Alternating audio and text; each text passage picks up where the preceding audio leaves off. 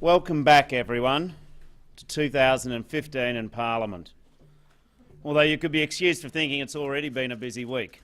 I'd like to acknowledge the traditional owners of the land upon which we meet.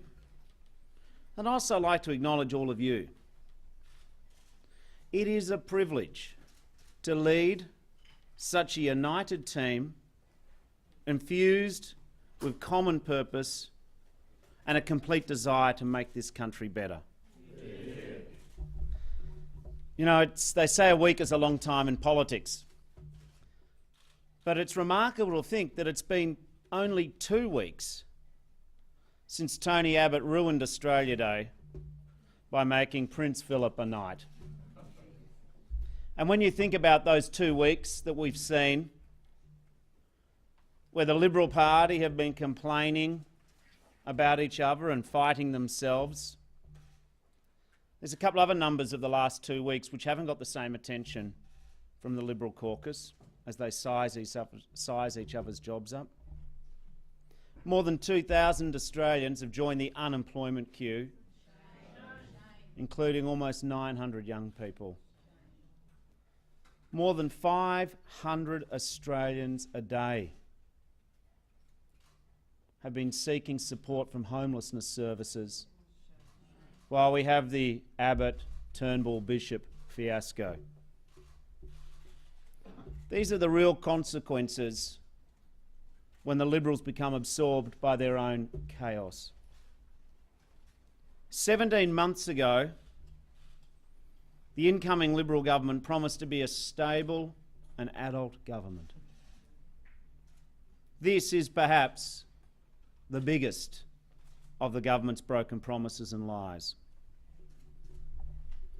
It is clear to Australians that Australian politics is not working, courtesy of this government.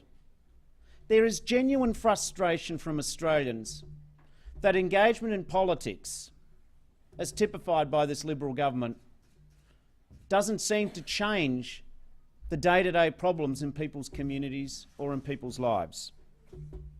The government is in chaos.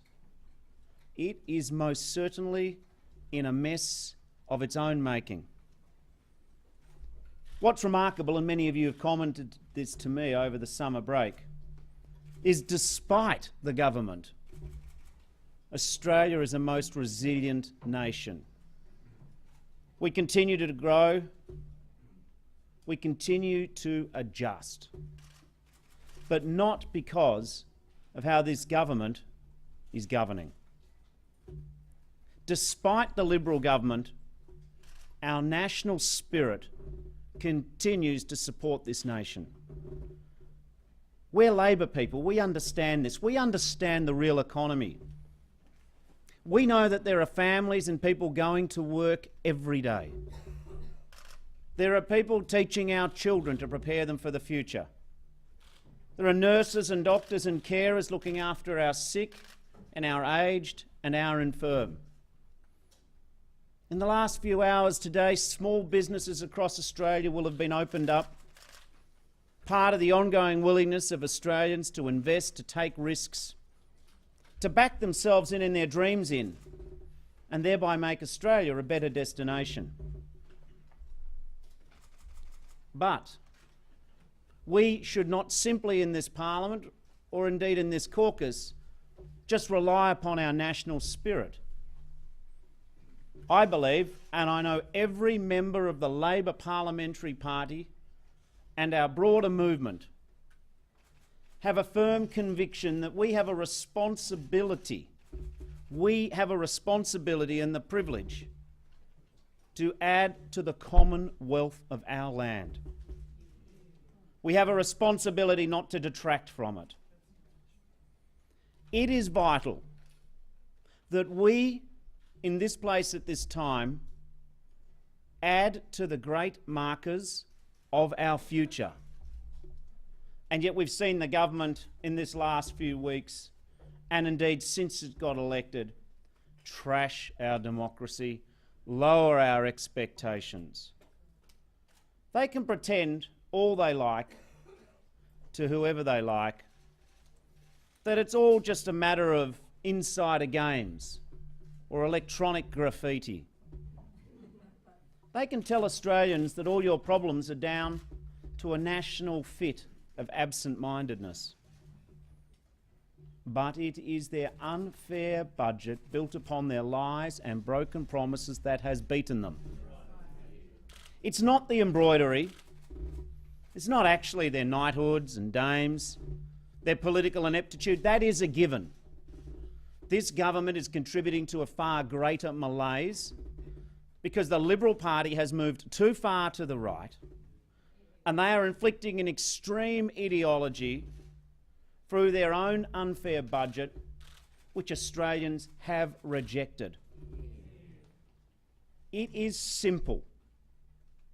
The Liberals told lies. Tony Abbott told lies. The whole of his cabinet have been party to the lies of the last 18 months. The Liberals have broken the fundamental accord, the fundamental compact, the fundamental covenant of trust with the Australian people. That is Labor's message.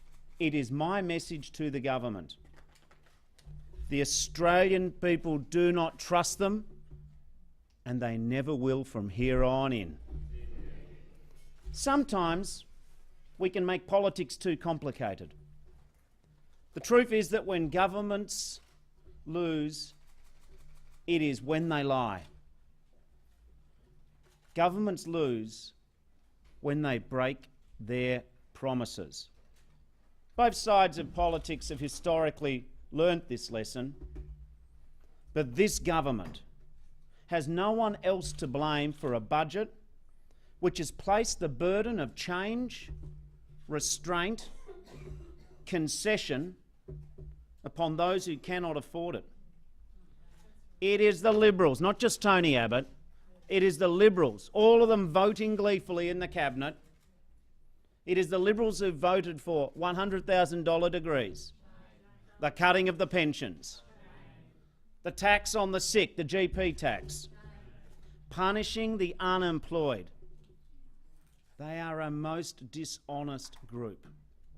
They are responsible for looking backwards, continuing the romance with the Australia of the 1950s. This is not a 21st century government. They have no plan for our future. It is purely the past. In 2015, I feel confident, looking at all of you, that we will be a strong opposition to a bad government and its bad decisions. And my message on your behalf to the Liberals will be simple. It doesn't matter who you choose. It doesn't matter who we are up against. We know who they are and what they are, and we will defeat them. Yeah. And if they want to do something good for the Australian people, it is time to drop their unfair budget in its entirety.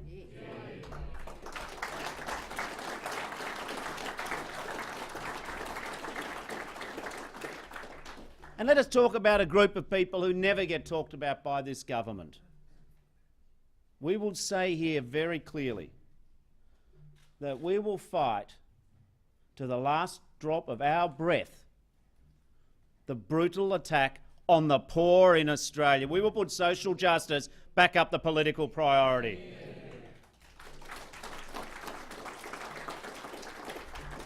And there's another group of people who never get mentioned anymore by the Liberals. It's the great Australian middle class. They are being marginalised and pushed to the side.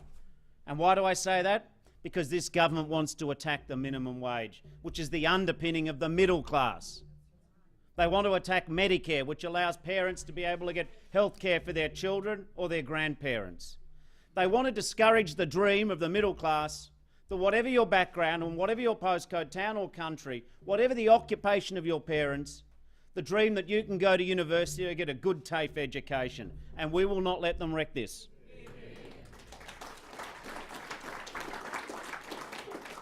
There is a lot of the government now cry out, oh, what would the opposition do? Well, we'll tell you what we will do.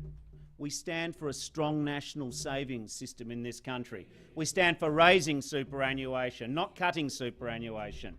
We do not believe the tax concessions in superannuation should just be landed at the top 0.5% of Australian savers. We also believe in a modern Australia. We believe in climate change, and unlike the great pretender of Wentworth, we will not sell out our convictions just to run the Liberal Party. We believe in our role in Asia. You won't see Labor leaders going to Buckingham Palace to be part of the knighthood of Prince Philip. We would rather be in Beijing and Myanmar. We would rather be working right through the greatest economic story of hundreds of years, the rise of Asia. We are capable of a nuanced foreign policy which understands where our future is, not just hankering to the past. And we should have the discussion about being a republic. I believe Australians are ready for a discussion about an Australian head of state. If we want to be an independent nation with the blood energy running through our veins, our national veins, of a future which is exciting, it may well be time that we stop borrowing the monarch from another country and we are proud of who we are.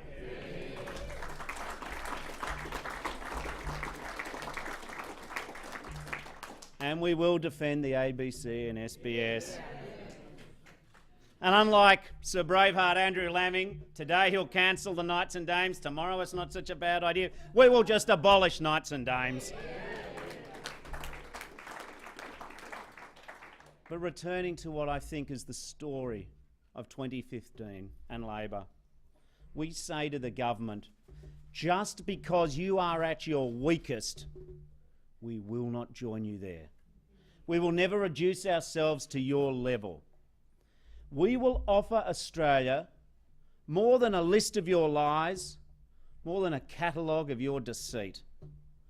We will make sure that Australians and Australia, living through one of the great transitions in Australian economic history, from mining to our cities, from the west to the east internationally, we will offer a positive plan.